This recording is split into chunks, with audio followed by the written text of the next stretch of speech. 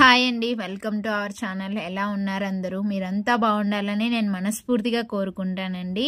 ఈరోజు సాటర్డే కదండి, అందరికీ హ్యాపీ సాటర్డే. అలాగే మన ఛానల్లో ఎవ్రీ సాటర్డే ఒక మోటివేషనల్ స్టోరీ చెప్తాం కదండి. సో ఈరోజు ఏంటి అంటే నేను ఒక స్టోరీ చెప్తాను. ఆ స్టోరీ విని మీరు ఏదైతే లైఫ్లో మారాలి అనుకుంటున్నారో అలా మారొచ్చు అనమాట. అదేంటి అంటే నిజాయితీకి సంబంధించింది అనమాట. మనం నిజాయితీగా ఉంటే మనం ఎక్కడైనా గెలవచ్చు అనమాట. సో అలాంటి నిజాయితీకి సంబంధించిన ఒక స్టోరీ నేను చెప్తాను. సో ఆ స్టోరీ వినండి, మీకు నచ్చుతుందనే అనుకుంటున్నాను. చివరి వరకు వింటే మీకు క్లియర్గా అర్థమవుతుంది అనమాట. అదేంటి అంటే ఒక ఊర్లో ఒక జమీందారు ఉంటాడనమాట. ఆ జమీందార్ గారి ఇంట్లో బాగా జమీందార్ గారి బట్టలు ఉతికి ఇస్త్రీ చేసే ఒక ఆయన ఉంటాడనమాట. ఆయన పేరు రంగయ్య. ఆ రంగయ్య చాలా ముసలాయన అయిపోయాడనమాట. సో ఇంకా ఏమైతుంది, ఆ ఇంట్లో పని మానుకోవాలి అనుకుంటాడు. అదే విషయం జమీందార్కి చెప్తారనమాట. అప్పుడు జమీందారు చాలా బాధపడతాడనమాట. ఎందుకంటే ఈ రంగయ్య చాలా మంచివాడు, చాలా నిజాయితీగా ఉంటాడు. అసలు పక్కనోళ్ళ డబ్బుల్ని కానీ ఏదైనా విలువైన వస్తువుల్ని కానీ ఏమాత్రం ఆశించకుండా చాలా మంచిగా ఉంటాడు, చాలా మంచి మనిషి.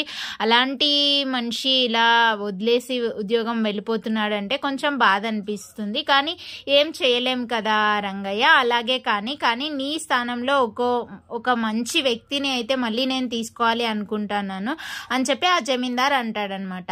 సో అలాగా ఆ విషయము ఆ ఊర్లో తెలుస్తుంది. అంటే ఆ పనిని నాకు ఇప్పించండి అని చెప్పేసి చాలా మంది రంగయ్య దగ్గరికి వెళ్తారనమాట. అలా వెళ్తే ఆ రంగయ్య ఏం చేస్తారు అంటే కొన్ని క్వశ్చన్స్ అలా అడిగేసి కొన్ని పరీక్షలు పెట్టేసి ఇద్దరిని తీసుకుంటాడు. ఆ ఇద్దరిని తీసుకెళ్ళి జమీందార్ దగ్గరికి తీసుకొని పోతాడనమాట. నాకు తెలిసి వీళ్ళిద్దరు వ్యక్తులు మిగిలారు, వీళ్ళిద్దరిలో మీరు ఒకరిని సెలెక్ట్ చేసుకోండి అని చెప్పేస్తాడనమాట జమీందార్కి. ఇప్పుడు జమీందార్కి కావాల్సింది ఒక్కరే కదా, ఆ ఇద్దరిలో ఎవరిని తీసుకుంటారు అని చెప్పేసి చాలా మంది అనుకుంటా ఉంటారు. ఆ ఇద్దరిలో ఒకరెవరు అంటే ఒకరు వచ్చేసి రామయ్య అనమాట. ఆ రామయ్య ఆ ఊళ్ళోనే చాలా మంచివాడు, చాలా మంచి వ్యక్తి అనే పేరు ఉందన్నమాట రామయ్యకు. అలాగే చాలా పనిమంతుడు. ఎలాంటి బట్టలైనా సరే బాగా ఉతికి ఆరేసి బాగా ఇస్త్రీ చేసి బాగా పనిమంతుడు అనమాట.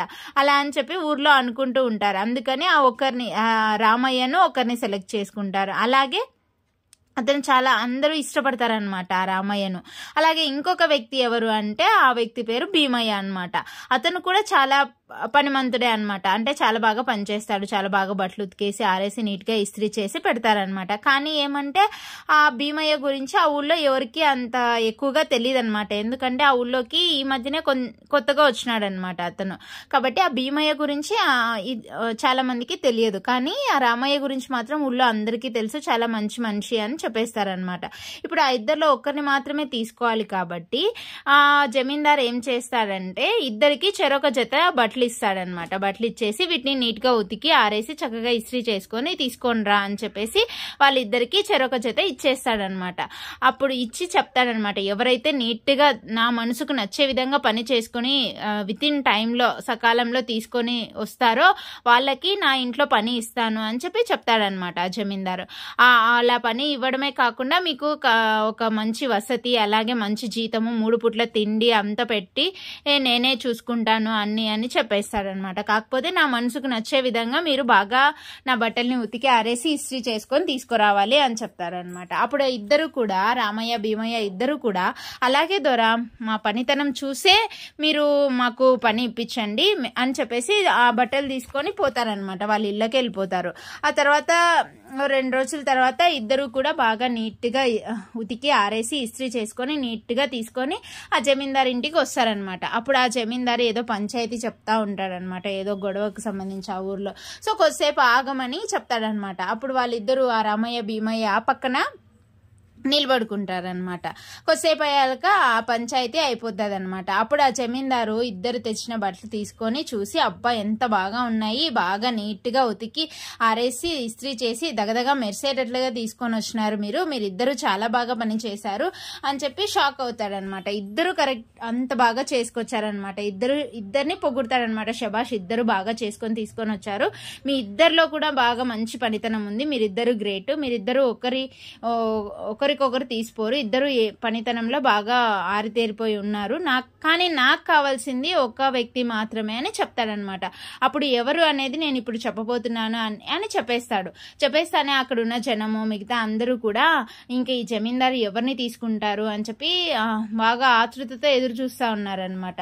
ఎందుకంటే అందరి మైండ్లో కూడా ఎవరు ఉంటారు, సో రామయ్యే ఉంటాడనమాట. ఎందుకంటే ఊళ్ళో మంచివాడు, అందరికి బాగా హెల్ప్ చేస్తూ ఉంటారు, అలా అందరి తల్లో నాలుగులా ఉంటాడు. అలాగే ఈ జమీందారు ఇంట్లో ఆ పనికి ఇతనే సరితూగుతాడు అని చెప్పి అందరూ అనుకుంటా ఉంటారు. ఇంతలో ఆ జమీందారు చెప్పేస్తాడనమాట, నేను ఎంచుకున్నది భీమయ్యను అని చెప్పేస్తాడు. జనం అంతా కూడా షాక్ అయిపోతారనమాట. ఎందుకు ఇట్లా చేసినాడు, ఏమైనా రీజన్ ఉందా, దీనికి ఏదైనా కారణం ఉందా అన్నట్లు జమీందారు వైపు చూస్తారనమాట.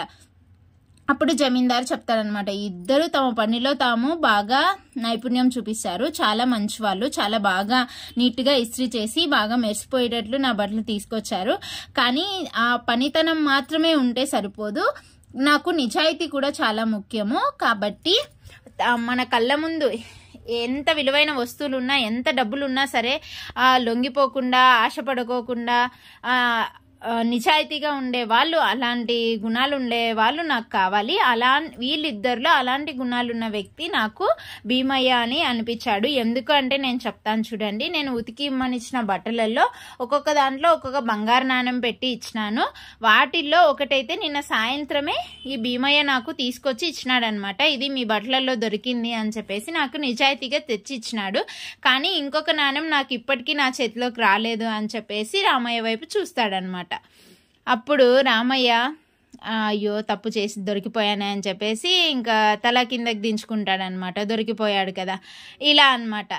అప్పుడు అందరూ అనుకుంటారనమాట జనాలంతా, జమీందార్ గారి ఆలోచన కరెక్టు, ఆయన ఆలోచన ప్రకారము భీమయ్యనే ఈ పనికి కరెక్టు అని చెప్పేసి అందరూ మెచ్చుకుంటారనమాట. ఆ తర్వాత ఏం చేస్తారు, రామయ్య నన్ను క్షమించండి అని చెప్పేసి, నన్ను మన్నించండి అని చెప్పేసి జమీందార్ దగ్గర క్షమాపణలు కోరుకుంటాడనమాట.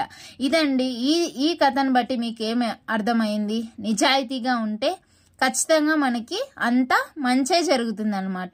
ఎంత ఉన్నా కూడా ఎలాంటి సిచ్యువేషన్లో అయినా సరే మన నిజాయితీని అస్సలు కోల్పోకూడదనమాట. మనం నిజాయితీగా పని చేసుకుంటూ పోతే మన జీవితంలో మనల్ని ఎవ్వరూ ఆపలేరనమాట.